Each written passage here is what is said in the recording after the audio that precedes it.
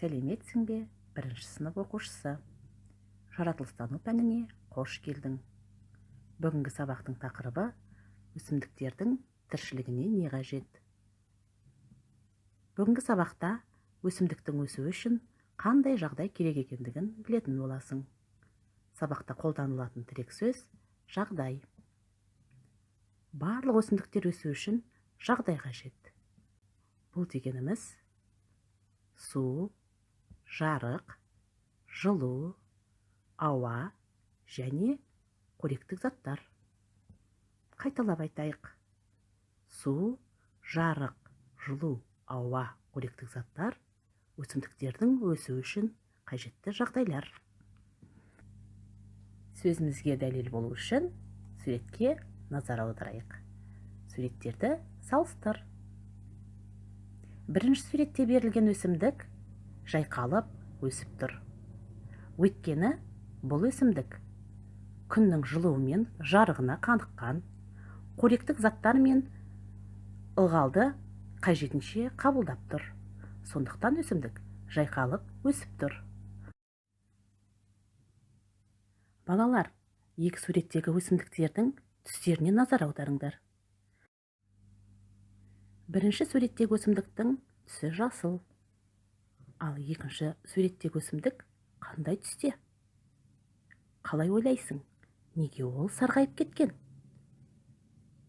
Дұрыс айтасың, бұл өсімдікке қоректік заттар мен су жеткіліксіз. Сондықтан өсімдік қурап қалған. Балалар, Эврика мен Негеш біздерді алаңқайға және шөлге саяхатқа баруға шақырады. Саяхатқа шығуға дайынбыз ба?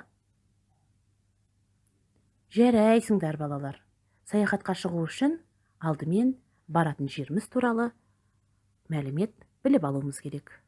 Сонымен алаңқай дегеніміз не? Алаңқай дегеніміз ашық жер, яғни өсімдіктерге бай кеңістік. Алаңқайда өсімдік өсу үшін жақсы жағдай жасалған. Ал шөл суға тапшы мекен. Шөлді алқап өсімдіктерінің түсі ерекше сарғыш келеді. Не себепті деп ойлайсыңдар? Дұрыс айтасың. Шөлді аймақ өсімдіктерінде су жеткіліксіз. Сондықтан кез келген өсімдік шөлді аймақта өсе бермейді. Өсімдік жақсы өсу үшін жарық пен жылу қажет. Күн сәулесінің әсерінен жапырақтарда қоректік заттар пайда болады. Олар өсімдіктің өсуіне көмектеседі. Өсімдік өсу үшін құнарлы топырақ қажет. Олар топырақтағы қоректік заттарды бойына сіңіреді. Сабағымызда берілген мәліметтерді қорыта келе зерттеу жұмысын жүргізейік. Бірдей 3 бөлме өсімдігін алайық. Бірінші өсімдікті мезгіл-мезгіл суарып отырамыз. Бірақ оған күннен көлеңке жасаймыз. Ал екінші өсімдік күн сәулесін қабылдап тұрғанымен оған уақытылы су құймаймыз.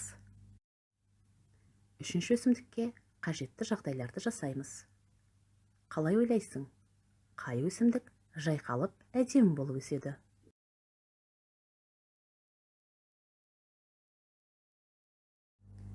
Енді зерттеу жұмысына қорытынды жасайық.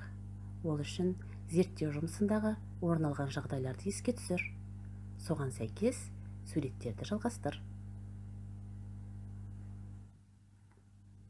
Эврика тапсырманы орындау барысында күннен көлегейленген өсімдікті өспейді дейді. Себебі оған күн сәулесі жеткіліксіз.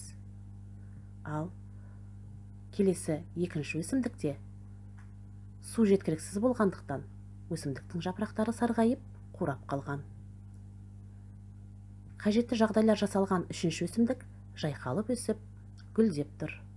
Ол Эвриканың бөлмесіне қуаныш, әсемдік сыйлайды. Сенің де қорытынды жұмысың Эвриканың орындаған тапсырмасымен сәйкес келді деп ойлаймын. Сен білесің бе, жылыжайларда өсімдіктерді жыл бойы өсіруге болады. Қазіргі таңда жылыжай шаруашылығы қолға алынған. Соның нәтижесінде жыл бойы көкөністер мен жемістерді қолданып келеміз. Сабақ соңында есте сақта. Өсімдіктер өсу үшін су, жарық, жылу және қоректік заттар қажет. Балақай, бүгінгі сабақ саған ұнады ма? Егер саған сабақ ұнаса және барлық мәліметтер түсінікті болса, сен күндей жарқырайсың. Егер сабақты жартылай түсінген болсаң, күннің бетін бұлт басады. Ал егер сен сабақты мүлдем түсінбесең және саған сабақ қызықсыз болса, сәлден кейін жаңбыр жауы мүмкін. Өйткені аспанды бұлт басады. Мен сенің күндей жарқырайтыныңа сенемін, өйткені сен алғыр баласың. Осымен бүгінгі сабағымыз аяқталды. Келесі кездескенше сау, сәлеметте бол. Назар аударғаныңа рахмет.